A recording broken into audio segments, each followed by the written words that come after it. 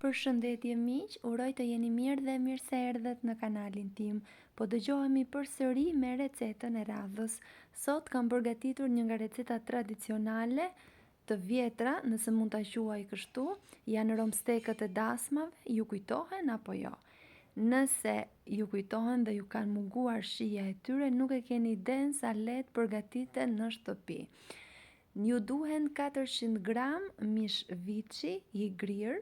Do ta vendosim në një enë, duke shtuar një qep e prerë shumë hollë, një vezë, 3 lugë buke thekur e grirë. Nëse nuk ju gjendet në shtëpi, mund ta zëvendësoni me një fet buke të zbutur me qumësht, krip, piper të zi, rigon dhe hudhër pluhur ose hudhër të njom si t'ju gjendet në shtëpi.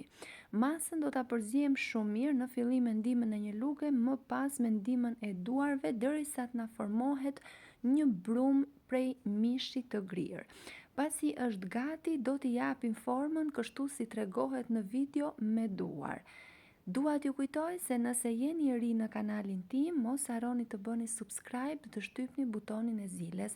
Unë juftoj t'i hidhi një sy kanalit për të gjitha recetat që janë postuar dhe nëse ju pëlqejnë ato, mos dilni pa bërë subscribe.